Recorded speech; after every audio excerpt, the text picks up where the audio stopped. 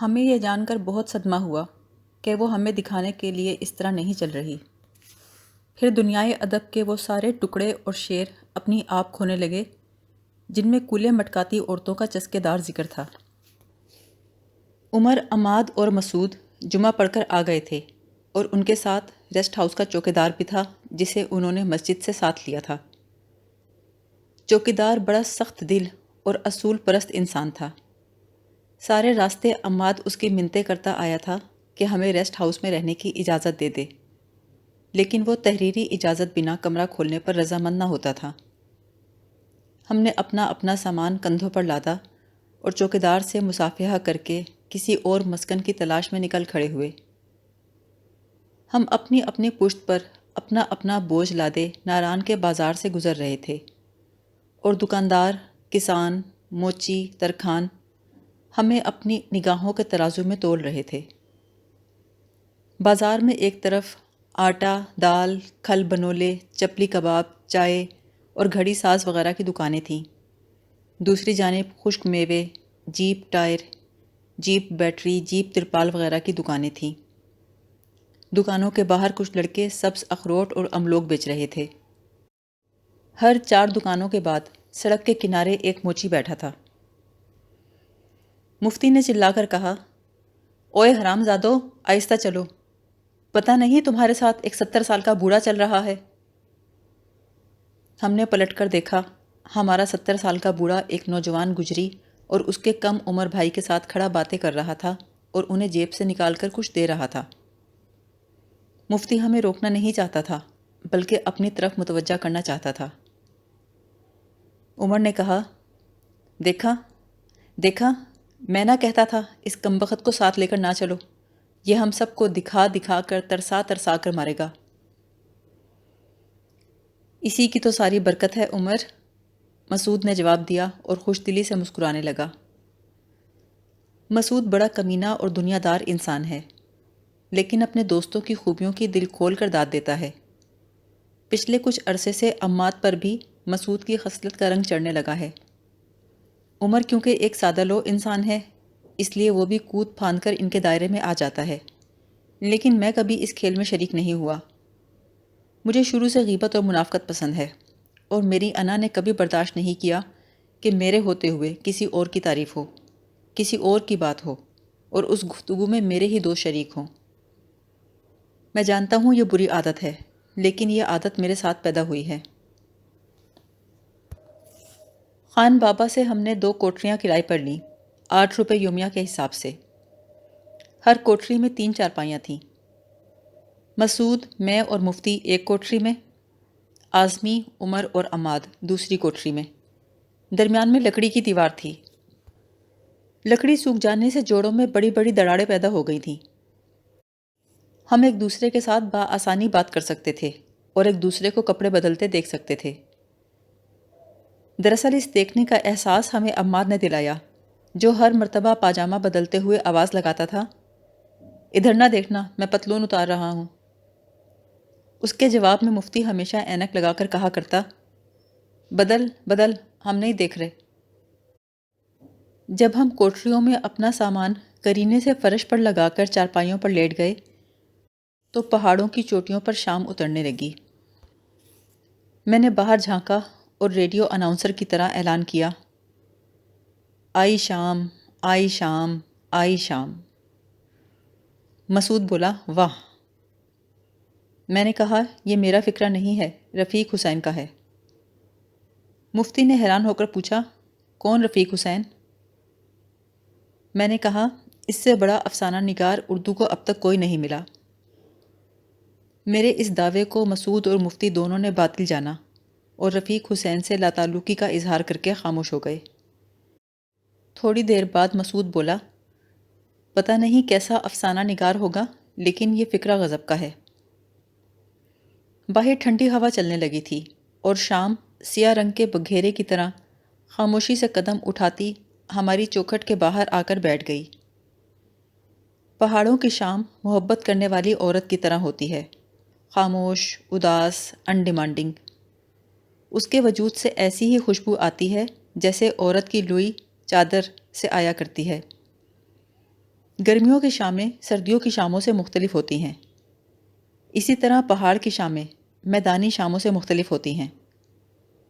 پھر ہر پہاڑ کی اپنی شام ہوتی ہے۔ کسی میں درختوں کی بو با شامل ہوتی ہے، کسی میں ندی نالوں کی، اور کسی میں پتھروں اور مٹی کی۔ خوشبو کے بارے میں اب تک کوئی قطعی فیصلہ نہیں ہو سکا کہ فلاں خوشگوار کیوں ہے اور فلاں ناگوار کس لیے۔ میرا خیال ہے بعض خوشبوؤں کے ایٹم ہموار اور ملائم ہوتے ہیں اور ہماری قوت شامہ کو لطف عطا کرتے ہیں، اور جن خوشبوؤں کے ایٹم نوکیلے ہوتے ہیں وہ ہمیں ناگوار گزرتی ہیں۔ ناران کی اس شام میں بہت سے ہموار اور ملائم ایٹم شامل تھے، اور ہم سب پر ایک خوشگوار کیفیت طاری تھی۔ مفتی اپنی چارپائی پر نیم دراز پان لگا رہا تھا۔ مسعود اپنے ہاتھوں کی کنگھی بنا کر سرہانے رکھے سیدھا لیٹا تھا۔ میں نے بوٹ اتار دیے تھے اور بستر میں آلتی پالتی مارے اپنے پاؤں دبا رہا تھا۔ ایسی ہی ایک شام میرے سب سے بڑے بھائی فوت ہوئے تھے۔ ان کا قد لمبا، بدن اکہرا، بال سیاہ اور آنکھیں چمکدار تھیں۔ وہ البرٹ وکٹر ہسپتال کے کمرہ نمبر 2 میں لیٹے تھے اور ان کی سانس سے پھلوں کی خوشبو آ رہی تھی، ایسی خوشبو جس کی خوشگواری میں موت کا پیغام اور آخری سلام تھا۔ ان کے کمرے کی بتی بھی مدھم تھی اور ان کی آنکھوں کا نور بھی مدھم ہوتا جا رہا تھا۔ میں ان کے سامنے اپنی آستینیں چڑھائی کرسی پر بیٹھا تھا۔ آستین چڑھانے کا میرا مقصد صرف اتنا تھا کہ وہ میرے بازو پر بندھی ہوئی چھوٹی سی پٹی دیکھ لیں، جہاں سوئی لگا کر آج صبح میرا 1 بوتل خون لیا گیا تھا۔ یہ خون میں نے بھائی جان کے لیے دیا تھا اور بوتل ابھی تک اسپتال کی فریج میں پڑی تھی۔ خون دینے کے بعد میں نے ریڈیو اسٹیشن پر ہر ایک کو اور گھر پہنچنے پر قدسیہ کو بتایا تھا کہ میں نے بھائی جان کے لیے خون دیا ہے۔ اس سے مجھے بڑی روحانی خوشی حاصل ہوئی ہے۔ میرے ماں باپ میرے شکر گزار تھے، لیکن میرے بہن بھائی کچھ لا تعلق سے تھے۔ انہوں نے ابھی قدسیہ سے بولنا شروع نہیں کیا تھا اور وہ نہیں چاہتے تھے کہ اس کا خاوند ان کے بھائی جان کے لیے خون دے۔ بھائی جان تکیے سے سر ٹکائے کھڑکی کی طرف تکے جا رہے تھے۔ میں نے پلٹ کر کھڑکی کی طرف دیکھا تو انہوں نے پوچھا، وہاں کون ہے کھڑکی میں؟ میں نے کہا، کوئی نہیں بھائی جان، شام اتر رہی ہے۔ شام؟ اتنی جلدی؟ جی۔ پھر انہوں نے آنکھیں بند کر لیں اور میں انہیں اندر کی شام کے حوالے کر کے باہر کی شام میں چلا آیا۔ ناران کی شام رات میں تبدیل ہو رہی تھی اور پہاڑ اندھیرے میں ڈوبتے جا رہے تھے۔ ہمارا دوست عمر، جسے ہم لیڈر کہتے تھے، ہمارے دروازے پر آیا اور سوٹی بجا کر ہمیں جگانے لگا۔ وہ ہمیں کھانا کھلانے لے جا رہا تھا اور ہم تھکاوٹ کی وجہ سے ایک قدم چلنے کو تیار نہ تھے۔ اس نے چیخ کر کہا، ادھر وہ دونوں مردوں کی طرح لیٹے ہوئے ہیں، ادھر تم تینوں نہلائے دھلائے کفنائے پڑے ہو۔ اگر اسی طرح پہاڑ پر آنا تھا تو پہلے بتا دیا ہوتا۔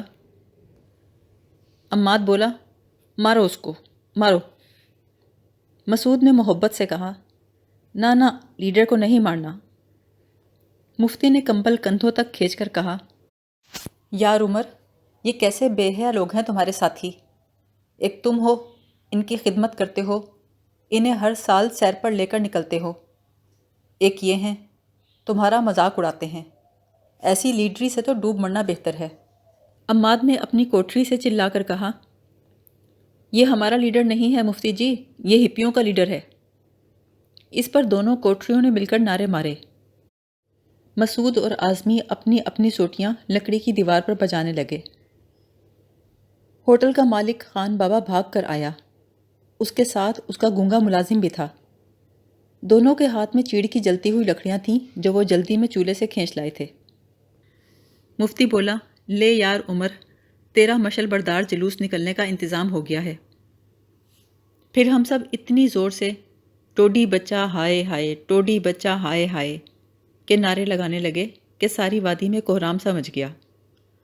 خان بابا اور اس کا گونگا ملازم جلتی لکڑیاں بجھا کر واپس باورچی خانے میں چلے گئے۔ لیڈر دنیا بھر کی غلیظ گالیاں دیتا ہوا جائے واردات سے غائب ہو گیا اور ہم سب اپنی اپنی چارپائیوں پر پھر خاموشی سے لیٹ گئے۔ گجروں کے قافلے ہماری کوٹریوں کے سامنے سے گزر رہے تھے۔ کچھ مویشیوں کے قدموں کی چاپ سنائی دے رہی تھی، کچھ کے گلے میں بندھی ہوئی گھنٹیوں کی آواز، اور پس منظر میں دریائے کنہار کی تیز موسیقی تھی۔ عماد نے اپنی کوٹری سے آواز دے کر کہا، مسعود؟ اور مسعود نے اپنی چارپائی سے جواب دیا، ہاں۔ پھر خاموشی چھا گئی۔ تھوڑی دیر سب چپ رہے، پھر مفتی بولا، لکھ لعنت تم دونوں پر۔ ایک نے کہا مسعود، دوسرے نے کہا ہاں، اور بات کوئی ہوئی نہیں۔ عماد نے کہا، مفتی جی، میں نے اس کا جواب سنا ہی نہیں، اس لیے خاموش ہو گیا۔ مسعود نے کہا، اس نے ہنگارے کا جواب نہیں دیا، اس لیے میں بولا نہیں۔ اس پر ایک لمبی بحث چل نکلی۔ اعظمی کہہ رہا تھا، میں نے مسعود کا ہاں نہیں سنا۔ میں اور مفتی کہہ رہے تھے، مسعود نے ہاں کہا ہے۔ دونوں طرف سے تعویلیں دی جانے لگیں، لیکن کسی پارٹی نے دوسری پارٹی کی بات نہ مانی اور جھگڑا طول کھینچ گیا۔ بحث مباحثے کے درمیان کافی بدمزگی ہوئی۔ میں نے بیچ بچاؤ کرانے کی کوشش کی تو ہر ایک نے میری نیت پر شبہ کیا اور میرے کمرشل بیہیویئر کو دل کھول کے گالیاں دیں۔ پھر ہم سب کے دل میں ایک دوسرے کے بارے میں جو شکوک و شبہات تھے وہ آہستہ آہستہ باہر آنے لگے۔ ہم نے اپنے اپنے شکوک کا دل کھول کر اظہار نہیں کیا، بس اشارے سے کرتے رہے اور دوسرے ان اشاروں کو اچھی طرح سمجھتے رہے۔ صرف مفتی نے اعظمی کو کھری کھری سنائی اور اس کا بولنا بند کر دیا۔ یہ کھری کھری باتیں پچھلے 3-4 سالوں کی غلط فہمیوں پر محیط تھیں اور مفتی انہیں اندر ہی اندر پالتا رہا تھا۔ اس وقت اعظمی نہ بھاگ سکتا تھا، نہ کان بند کر سکتا تھا، نہ کوئی اس کی مدد کو پہنچ سکتا تھا۔ جب سب نے حسب توفیق اپنے اپنے دل کی بھڑاس نکال لی تو دونوں کوٹریوں میں خاموشی پھیل گئی۔ کوئی 20 منٹ تک سارے مجروح اپنی اپنی چارپائیوں پر چپ چاپ لیٹے رہے۔ پھر اعظمی دھیمی آواز میں پکارا، مفتی جی۔ مفتی نے پان تھوک کر کہا، جی چند جی۔ آج کھانے کو چھٹی؟ آج غم کھاؤ۔ عماد بولا، شاہ جی کے پاس چیز ہے، مانگو، ساہیوال کا ہے۔ میں نے کہا، چیز میرے پاس ہے تو، لیکن اتنا نہیں کہ سب کا پیٹ بھر سکے۔ خان سے دال دول لے لیتے ہیں، مسعود نے رائے دی۔ عماد بولا، اس کے پاس کیا ہوگا اس وقت؟ اعظمی بولا، کچھ تو ضرور ہوگا، وہ جو جلتی لکڑیاں اٹھا کر لائے تھے تو چولہے سے ہی تو لائے تھے۔ میں نے دردناک آواز میں کہا، چولہے پر چائے ہوگی۔ مفتی نے پان کلے میں دباتے ہوئے کہا، اوئے بدذاتو، مرے کیوں جاتے ہو؟ ابھی لیٹر آ جائے گا اور اس کی گود میں سامان خورد و نوش ہوگا۔ مسعود کہنے لگا، لعنت تیری سائیکولوجی پر، اور ہم سب گیدڑوں کی طرح بولے، لعنت لعنت لعنت۔ جب گیدڑ بولنے بند ہوئے اور کوٹری کے سامنے چلتی ہوئی کوہل کے پانی کی آواز سنائی دینے لگی تو عماد نے کہا، یار مسعود، عشاء پڑھ لیں؟ مسعود اس کی بات کا جواب دیے بغیر چارپائی سے اٹھا اور آستینے چڑھانے لگا۔ مفتی بولا، یار کتنی رکعتیں ہوتی ہیں اس نماز میں؟ مسعود نے آہستہ سے کہا، بس مفتی جی، کیا نماز، کیا رکعتیں، متھا پھوڑی کرنا ہے۔ پھر وہ کوٹری سے باہر نکلا اور آسمان کی طرف دیکھ کر بولا، ودی ودی، باہر تو بڑی سردی ہے۔ اس کی آواز سن کر عماد بھی نکل آیا۔ دونوں کوہل کے کنارے بیٹھ کر برف کے پانی سے وضو کرنے لگے۔ مفتی نے اپنا مخرج صحیح کر کے کہا، شاہ جی سو گئے؟ میں نے کہا، نہیں جی، جاگ رہا ہوں۔ یہ نمازی لوگ بھی خوب ہوتے ہیں، میں ان کی دل سے عزت کرتا ہوں، لیکن ان کے ساتھ نہیں چل سکتا۔ وہ کیوں؟ یہ نہ پوچھو شاہ جی، میں نے زندگی میں جس آدمی کی بھی عزت کی ہے اس کے ساتھ کبھی نہیں چلا، اس کا ساتھ نہیں دے سکا۔ مفتی جی، یہ عزت بھی خوب چیز ہے۔ ہاں شاہ جی، اس عزت نے زندگی کے ہر مشکل مقام میں میرا ساتھ دیا ہے۔ میں نے جس سے بھی تعلقات منقطع کرنا چاہے فوراً اس کی عزت کرنا شروع کر دی۔ چند دنوں کے اندر فریقین کی طبیعت پر بوجھ پڑے بغیر تعلق ٹوٹ گیا۔ اور وہ جو دھرم پورے کی استانی تھی، کیا نام تھا اس کا؟ مفتی نے ہولے سے کہا، عالم بی بی۔ اس سے تعلقات منقطع کرنے کا بھی یہی طریقہ اختیار کیا تھا تم نے؟ مفتی کوہنی کے پل ہو کر بیٹھا اور بولا، نانا، اس میں میرا کمال نہیں تھا، اس ہستی کا کمال تھا جس نے یہ تعلقات ختم کرا دیے، دور بیٹھے بیٹھے، یہاں سے 5000 میل دور۔ تم قدرت اللہ شہاب کی بات کر رہے ہو؟ بالکل میں اس کی بات کرتا ہوں اور بج بجا کر کرتا ہوں، لیکن تم لوگوں کی نظروں میں اسے کتنا ذلیل کرتے ہو۔ ہوا کرے، میں کوئی کم ہوتا ہوں؟ تمہارا کیا خیال ہے لوگ مجھے ایک چھوٹے درجے کا خوش آمدید ٹٹ پونجیا اور مطلب پرست نہیں سمجھتے؟ ہاں سمجھتے ہیں۔ پھر شاہ جی، لکڑی کے ساتھ جب لوہا لگتا ہے نا تو ساری لکڑیوں کو تیرنے نہیں دیتا، میں تو اس کو ذلیل کروں گا، اس نے میرے ساتھ کون سی بھلائی کی ہے؟ بھائی یہ محب اور محبوب کی باتیں ہیں اور میری سمجھ سے باہر ہیں۔ اعظمی نے اپنی کوٹری سے ہانک لگائی، شاہ جی وہ دوسری بات کرو نا، دھرم پورے کی عالم بی بی والی۔ مفتی بولا، حد تیرے کی سور زادے، تو نے ادھر کان لگا رکھے تھے؟ اعظمی نے ہنس کر کہا، میرے کان تو ہر وقت آپ کی خدمت میں سوادھان رہتے ہیں مفتی جی، لیکن یہ قصہ کب کا ہے؟ مفتی نے مجھے اجازت دیتے ہوئے کہا، بتا بھائی۔ میں نے سنجیدگی سے جواب دیا، پچھلے سال کا ہے۔ اعظمی نے حیرت سے پوچھا، پچھلے سال کا؟ یعنی جب مفتی 69 سال کا تھا؟ مفتی بولا، بکواس کر رہا ہے، اس وقت میری عمر پورے 68 بھی نہیں تھی، 3 مہینے باقی تھے ابھی۔ اعظمی نے شکایتی لہجے میں کہا، شاہ جی ہمیں بتایا ہی نہیں۔ میں نے کہا، میں نے کون سا سکھ پایا ہے اس قصے سے جو تمہیں بتاتا؟ عجب مصیبت کے دن تھے، مفتی سنبھالے سے نہیں سنبھلتا تھا، ایک اکیلے میری جان، پھر اس بڈھے کے تقاضے، میرے تو بال سفید ہو گئے۔ خدا بھلا کرے احمد بشیر اور بانو قدسیہ کا جنہیں ساتھ شامل کیا، ورنہ یہ اب تک قتل کر چکا ہوتا یا قتل ہو چکا ہوتا۔ عالم بی بی 50-55 برس کی ایک خاتون تھی، چمپئی رنگ، چمکدار آنکھیں، کسی ہوئی جلد، نہایت سیانی، نہایت مکار اور نہایت بھولی۔ اس کے سینے میں محبت کرنے والا دل اور اس کے دماغ میں مرد کو قتل کرنے کے ڈیزائن بھرے تھے۔ لو کتو کھاؤ۔ عمر ایک آدمی کے سر پر روٹیاں اور شوربے کی دیگچی رکھوا کر لے آیا۔ مفتی نے نعرہ لگایا، آ گیا آ گیا لیڈر آ گیا۔